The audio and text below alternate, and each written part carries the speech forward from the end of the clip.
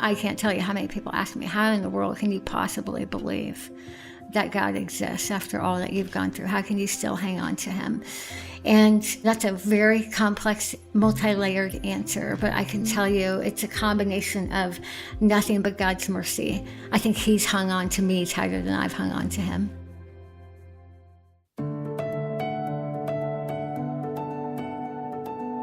You're listening to God Hears Her, a podcast for women where we explore the stunning truth that God hears you, he sees you, and he loves you because you are his.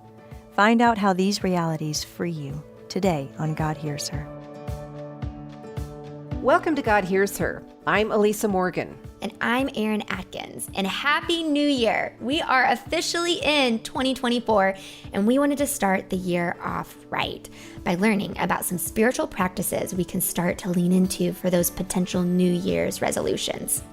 Michele Cushatt is a dear friend of mine who's faced severe suffering, but in the midst of it, she's learned how truly faithful and merciful God is. Michele has insight on unique spiritual practices that do more to strengthen the foundation of our faith. I can't wait to learn about them, but let's start by getting to know Michele during this conversation on God Hears Her.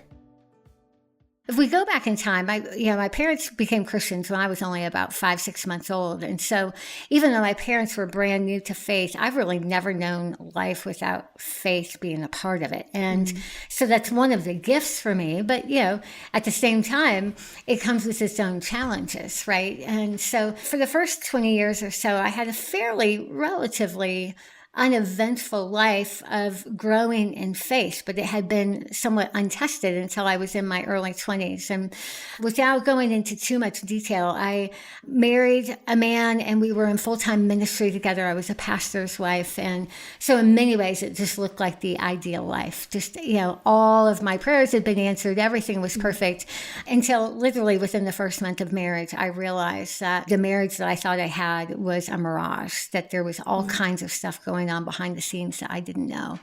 And so what followed was 6 very difficult years of marriage and ministry with a whole kind of secret life that was happening behind the scenes. And it culminated when I was about 27 and I was holding my brand new son. He was only 1.5 years old at the time. And I remember it was December 19th, 6 days before Christmas, and I watched my husband, who now is a former pastor, drive away for the last time. And overnight, I became a single mom, divorced, former pastor's wife. Now, without giving any context to that, you can imagine how that completely just ripping turned your identity, just label after label off. Yeah. Oof. All of it, right? Oof. And not to mention faith, right? So I have this lifetime of faith that I believe that if you follow God and yet you did the right things and avoided the wrong things, that you would have a life that would go well. Yep. And it looked like that was happening until all of a sudden, boom. Nope, it's not. And to have that complete really destruction of life as I knew it really turned my faith upside down, because what did I then believe about God? If I could pray to God, because I had been praying to God for a godly spouse for years and years and years. If I could pray and then God could seemingly give it to me and then yank it back like a carrot, right? Then what does that say about God? Yeah. And what does that say about me? So that was the very first foray into this whole wrestling with this kind of faith thing. What does faith look like, not in theory, but in reality? Yeah. Oh, painful. So, wrestling through all of that and came to discover that God was faithful, even though I didn't understand what would happen. He still continued to show up and be faithful. Worked through that season, eventually met a man at church who was a single dad. And we thought, hey, wouldn't that be fun to, be the Brady Bunch and blend our families together? It couldn't be that hard.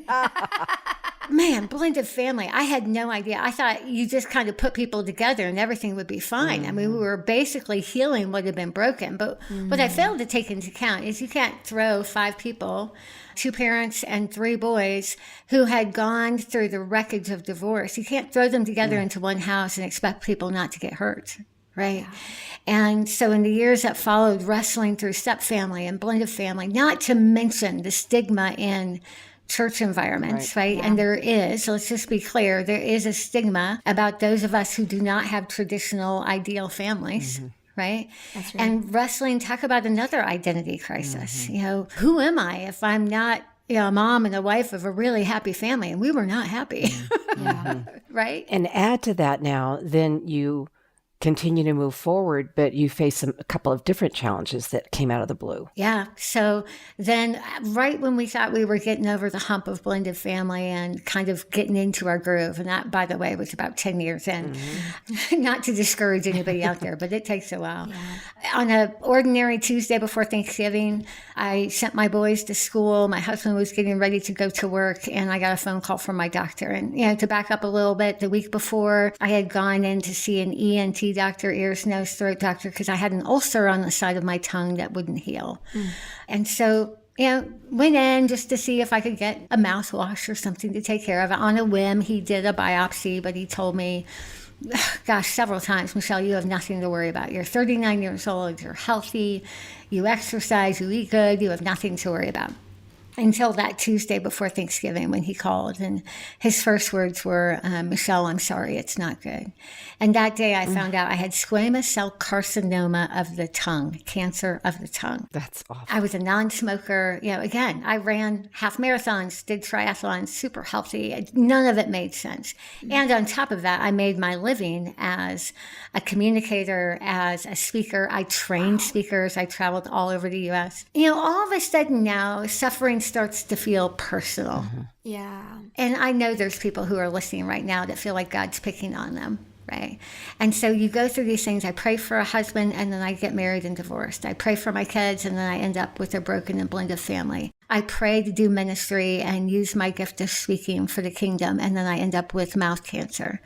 And all of a sudden now it's like, what is going on? Does he have it out for me? That's such an honest question that I think a lot of people wrestle with but are scared to admit that. How do you not? And I do want to validate that here. It's just because sometimes we think when we have those doubts, we add shame on top of shame. That's like, right. not only do we question if God's mad at us, but then we shame ourselves for even thinking that way. Yeah. And let's just be clear, we're human. And so how would you not feel this way as you're going through these things? Some of these responses and questions are normal human response to suffering. And God can handle them. And when the enemy just screams at us, you're such a lousy believer, it just slams us further down into that hole. But God can handle that honesty. That's why we're talking about it here. We just have to tell the truth about what it's like. So, fast forward through that initial cancer diagnosis was cancer caught early. They said they got it all. We put cancer on the shelf, never expected to see it again, except they were incorrect. Cancer came back 2 more times over the next 4 years. Without going into too much detail, let's just say by the 3rd time, the cancer was so aggressive and advanced that they gave me no promises of a cure. They gave me about 2 weeks to get my affairs in order. I was actually on tour with Women of Faith when the 3rd diagnosis came. So I had done 12 events in arenas that fall. And in the middle of that, as I got my diagnosis, and I couldn't finish the last 2 events because they needed to get me into surgery. Did a 9-hour surgery where they took out 2/3 of my tongue, cut open my neck about 8 inches where they took out lymph nodes, my submandibular glands. All of this kind of stuff, cut open my arm, leg.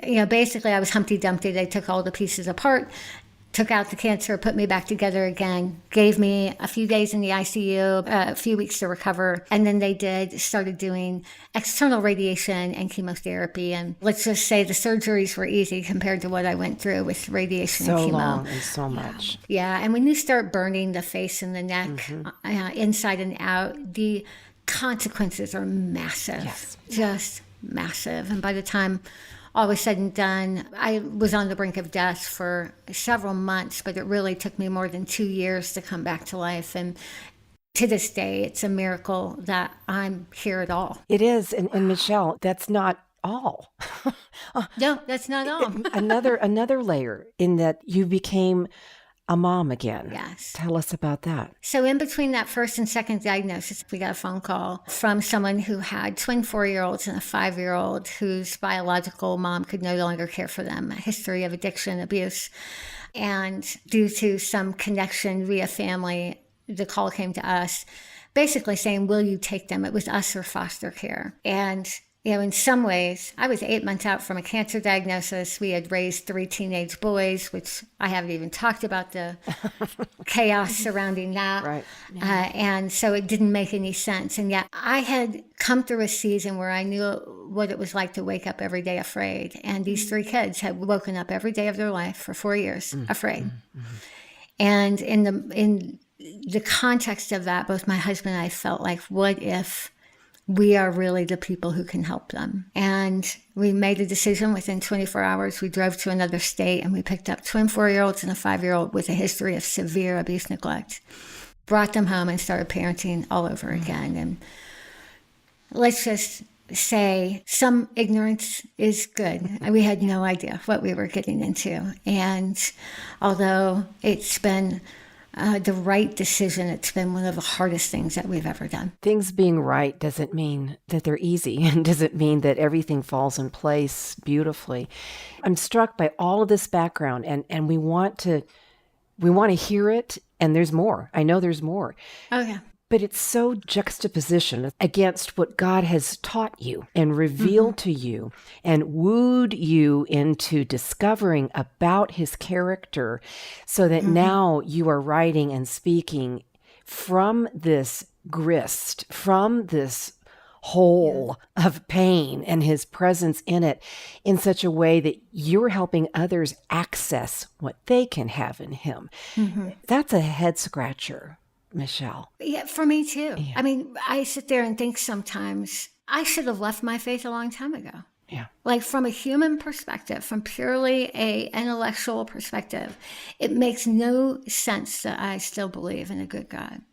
And I can't tell you how many people ask me, how in the world can you possibly believe that God exists after all that you've gone through? How can you still hang on to him? And that's a very complex, multi-layered answer, but I can tell you it's a combination of nothing but God's mercy. I think he's hung on to me tighter than I've hung on to him. I think that's grace. Yeah. And then I also think that as much as the suffering that I've experienced has made me question and doubt, as much as I thought it would destroy my faith, it actually became the very things that developed it and strengthened it, which is, I think, actually what suffering can accomplish if we can hang in there and let it, right? It ends up becoming the thing that forces us to dig down deeper and get really clear about what we believe is true and what is not true. Yeah. You're making me think about Romans 5, where Paul writes about, embracing our sufferings, because suffering develops perseverance, which develops character, which produces hope that won't disappoint us. And it's a really interesting string of qualities that he threads together for us. You've recently written about spiritual practices. Your writing is about a faith that will not fail.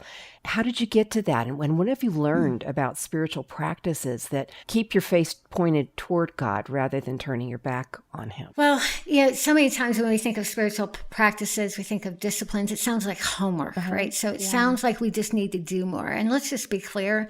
I've been the Bible study girl. I've done all the studies. I've done the fasting. I've done the praying. I've done all of those things. And these practices are really not about doing more. It's about being more present to what's already been done for you. And I think this is really critical. When we talk about spiritual practices, it's learning to be more present to what's already been done, that God is the heavy lifter. Hang with me here as we talk through this. So when Jesus is on the cross, his last words, right there at the end, some of his last words were, "It is finished," which the actual word is, "It is complete." In other words, the work has been done. The big work, the big task, the big project, whatever you want to call it, the work has been done. One of our biggest challenges as humans following Jesus is we're constantly trying to earn grace. We're constantly trying to earn salvation. And this expresses itself in our suffering as trying to figure out what we've done wrong to deserve what we're going through. We start to experience our hurts and our wounds and our things like that. We got to find somebody to blame. So we either blame God or we blame ourselves, right? That does nothing to relieve our suffering. Right? We just become more frantic. So for me, with cancer the second and third time, I was constantly trying to prevent myself from getting cancer again. So working on my diet, doing and there's nothing wrong with being healthy, but in the back of my mind, I'm still trying to earn a good life. I'm still trying to make it all happen. And these spiritual practices, it's me trying to get really in touch with the fact that the most critical things, the biggest stakes in this life is not my health, not my kids or whatever. It's my faith. It's my salvation. It's my relationship with God. And Jesus already said, it is finished. Yeah. It's done. And learning to rest in that and get really grounded in that is the substance of a faith that does not fail. Yeah. Think in terms of a house. My husband's a contractor, so we bought this fixer-upper that looked terrible. It was in bad shape, had been vacant for a long time. It was a mess. Some people will come into that and they would only focus on the cosmetic. They wanted to go and paint the walls and hang wallpaper or hang up, window treatments. My husband knew that what he needed to look at before we bought this house was a foundation. That's what mattered. Who cared? All the paint, everything else, that could be changed. We needed to make sure the foundation was good, and it was. And so we could take care of everything else. What we're talking about with the faith that will not fail is we need to stop spending so much time worrying about the cosmetic, and we need to get really, really grounded in the cement of truth. Yeah. And when we do that, that's when we can endure horrible circumstances without losing our confidence in a good God. That's right. How did you resist the temptation to not look side to side at other people's life, family, faith, and stay really grounded in the truth of who God is and what he has for you and how he's going to be with you in this suffering? Well, first of all, you're assuming that I did do that I did do a really good job of not looking side to side. I mean, the truth is I'm just as insecure and vain as the next person. I'm just as hungry for a easy, happy life. I want to be thinner and smarter, and I want to have less wrinkles in my skin. And I want, all of that. That's human nature. I do the same thing. I have to keep coming back to the fact that really, what is the greatest prize? This is going to sound really hard, and this is not easy to swallow. At some point in time, and this is what I learned from am learning through my years of suffering, is that everything in my life can be lost. Everything, my health, my appearance. At some point, the moisturizer is not going to work, right? We're going to lose our appearance. We're going to lose our health. Our jobs are going to change.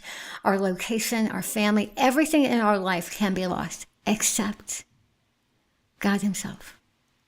Romans 8. Nothing can separate us from the love of God, neither present nor future, neither life or death or height or depth. Nothing in all creation will be able to separate us from the love of God that is in Christ Jesus. The only thing that is a sure thing is God himself. And so I have to continually rein myself in. I have to, even when I'm on social or I hear how I sound, my speech sounds so much worse than it used to. And I get so vain about that. And I have to remind myself, what do I have that I cannot lose? And it's God himself. And the truth is, Jesus said this in John 17, that this is eternal life, that you will know the one true God and Jesus Christ whom he has sent. That is life. That peace is not a circumstance, it's a person. That's what it is.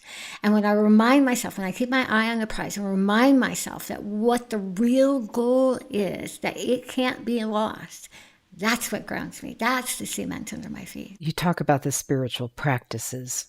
Can you give us an example of how maybe one or two of them work to help you focus, not side to side, as Eryn was using that great illustration, but on the prize? Well, let's start with a simple one that kind of fits with this whole social media thing. I talk about the practice of contentment and the practice of perspective in a faith that will not fail. Robs us of contentment is kind of a need that what we really need to be okay is out there somewhere. And so we're constantly chasing after it. It's out there somewhere. It's ahead of us, beside us, around us. It can be bought. It can be manipulated, whatever. And contentment is never external. It's always internal. Right?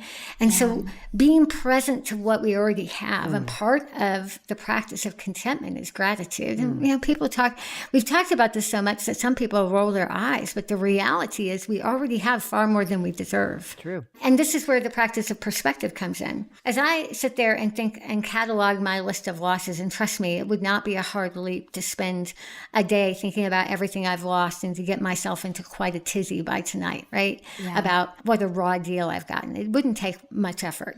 I can spend all the time thinking about all I've lost, or I can sit there and realize how incredibly blessed I am beyond belief, beyond what I deserve. For example, yes, I got cancer of the tongue 3 times. But good heavens, I have health insurance. You know how many people in the world don't have health insurance? Or I live 10 minutes from a hospital where I can go in and get emergent care. You know how many people throughout the world don't have any medical access to any medical support at all whatsoever? On top of that, I know I went through extreme physical suffering related to my cancer. Like we're talking, I was on fentanyl and liquid morphine for 6 months, 24 hours a day. Like we're talking pain levels off the scale. Do you realize what a gift it was? I had access to pain meds to help me endure. It would have killed me. Like the kind of pain I had would have put me into shock. And we could go on and on. Yes, I have 3 kids. I've come from a hard story and it's challenging sometimes. But look at me. I'm in Douglas County in Colorado. I have access to community resources. I have a local church. I have access to the internet where I can look up resources. So what I'm saying, this practice of perspective, it sounds trite. It's not. Trust me. Some days it's hard to do. But I have to remind myself that what I choose to look at becomes how I experience life.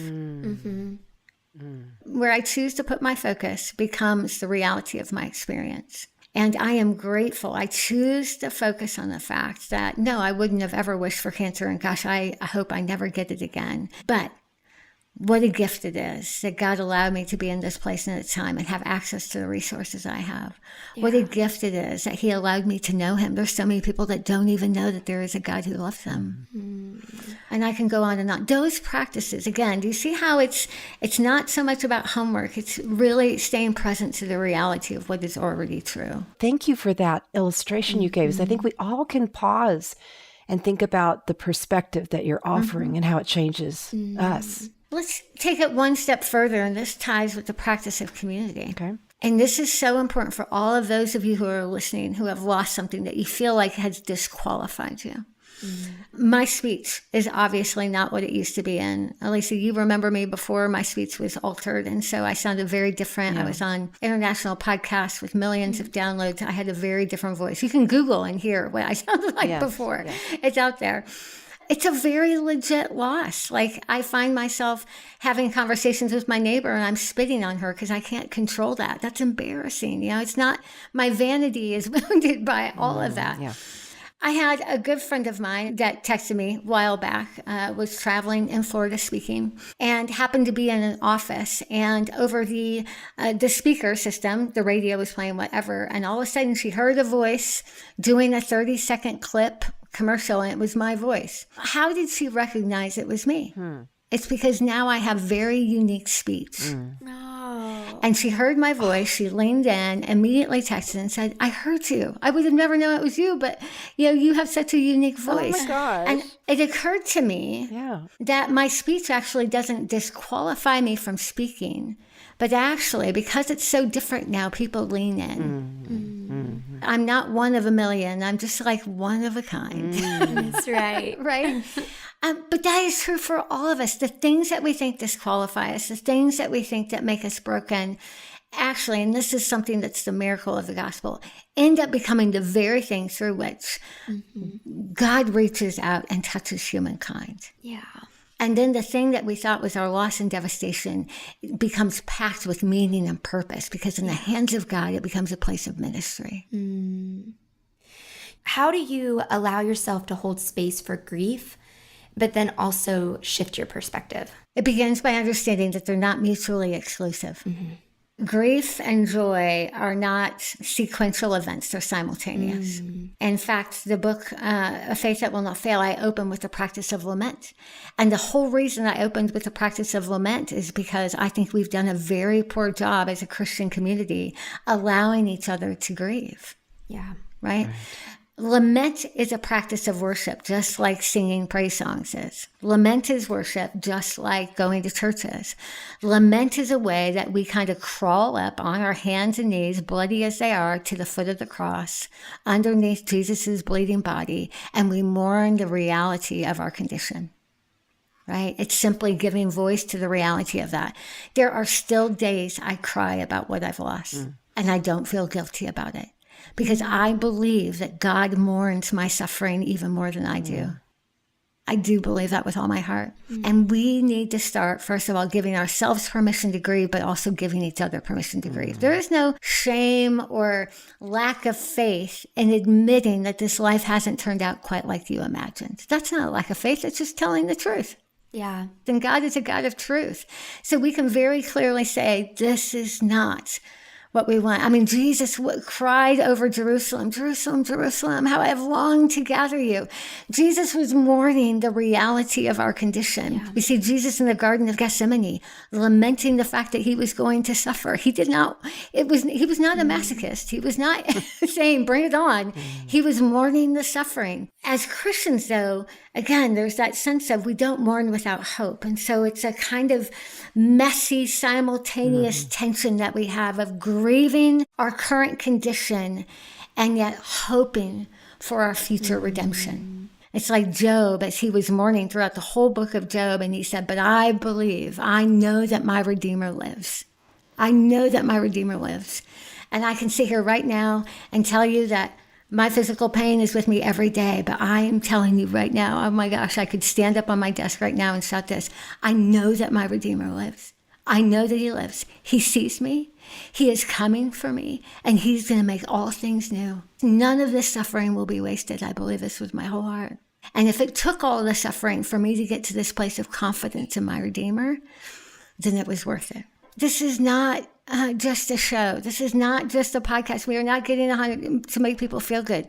This is real. This is true. For the person who's listening right now that really, really doubts that there is a God who loves them, I promise you, I promise you, I promise you that our Redeemer lives. He lives. Jesus said, I will not leave you as orphans. I will come for you. You do not have to get your act together to be worthy of him coming for you. He's already done the heavy lifting. He's already done the work. Nothing can separate you from his love. Hang on.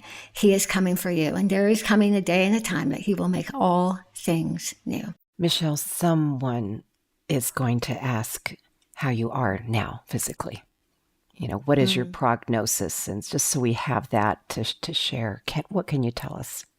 Well, I can tell you, I have been cancer-free since 2015 now. So that's 8 run, years. girl. I can't even believe that. Look at that, 8 years. That is a good run. I'm taking it.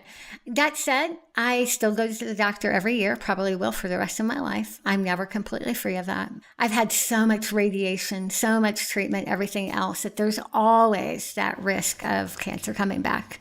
And then I just live with the permanent chronic physical disability and pain of a body that's just been ravaged. You know, I don't know how else to describe it.